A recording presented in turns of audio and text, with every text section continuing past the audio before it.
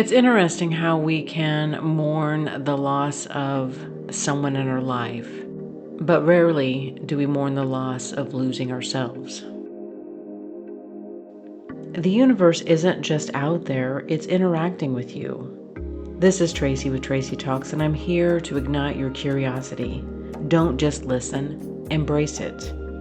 Remember to rate, review, and subscribe and share with others who would enjoy listening to this podcast. Friends can find Tracy Talks available on iTunes, Spotify, Substack, and YouTube. Hit me up on Instagram and Facebook at More Tracy Talks.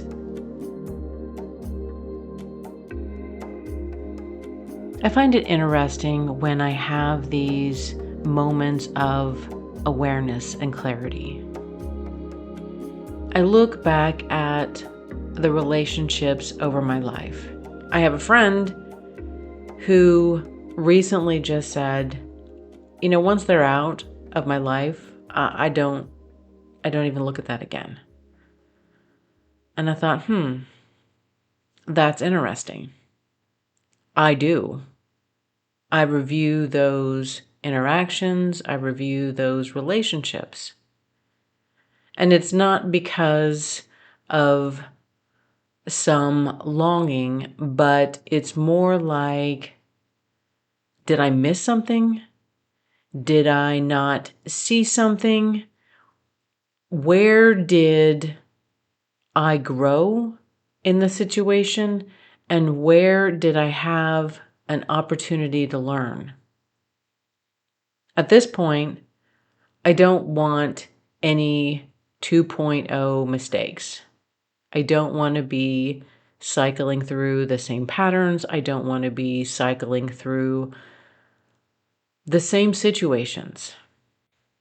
I have talked about experiences in my life that have been learning opportunities, otherwise known as very painful experiences. And there were times where people had exited my life. Especially the younger version of me. The younger version could be more dramatic. There was more of a physical expression of loss. There was a obvious mourning period. And it's like when we end a relationship, we don't know how to be again. I mourned the loss of the identity as the couple. I mourned the loss of the person in my life. I mourned the loss of just having somebody to experience life with. There is this actual mourning period that happens. And I have spent a great deal of time in that mourning process. When I look back, I realize that I spent more time than I would have thought. But what I find interesting is I have spent a great deal of time mourning the loss of others, but I haven't spent much time mourning the loss of myself. I haven't spent much time mourning the loss of my identity. And I know that each one of those relationships came at some personal cost to me. I gave up something to be in that partnership. I gave up something of me. Some of those parts were willing, that I wasn't asked, but I willingly changed my behavior. And some of those were asked of me. And those are the ones that I can look back and I can see where I put up more of a fight to give those up. There was more of a resistance in me. And I find it interesting that I have spent so much time mourning the loss of other people, but I haven't really focused on the loss that I have because I left parts of me somewhere else with someone else. Isn't that worth reflecting on? Isn't that worth mourning?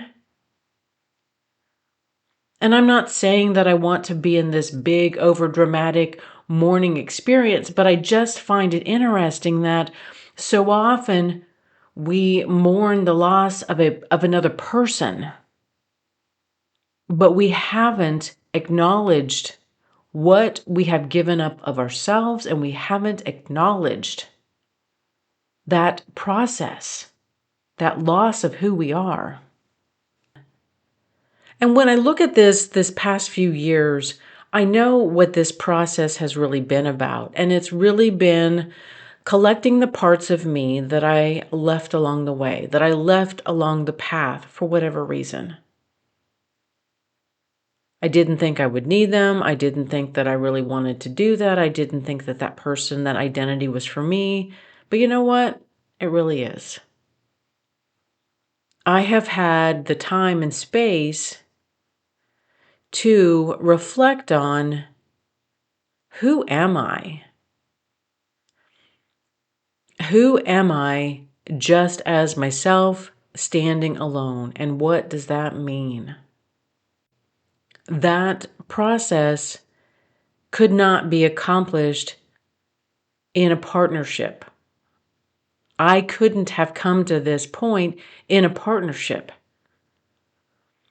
Especially when I look back at how I behaved in previous relationships.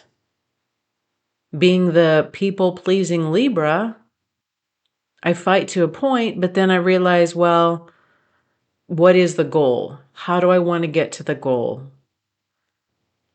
I have been willing to make concessions.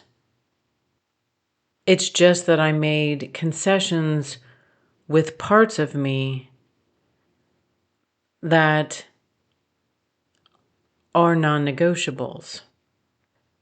At this point in my life, I know probably to a lot of people that are around me that I seem like I am walled off to the world.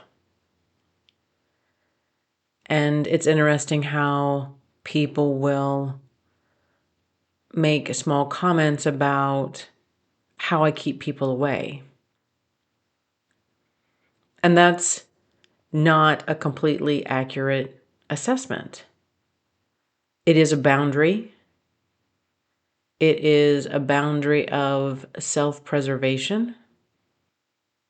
And if you have done the work, if you can match me with living an intentional life, then the gates come down. I just had this awareness today that it's just interesting how we can spend so much time in our life mourning people leaving our lives. We feel the hole, we feel the vacancy, we feel the absence. But my question to you is, what part of you have you given up? Have you abandoned? Have you left behind? What hole is there? And how do you need to reconnect with those parts of yourself? How do you reconnect to who you are? Thank you for listening to this episode of Tracy Talks. Remember to rate, review, subscribe, and share with others who would enjoy listening to this podcast. Friends can find Tracy Talks available on iTunes, Spotify, Substack, and YouTube. Hit me up on Instagram and Facebook at More Tracy Talks. And until next time, we meet again.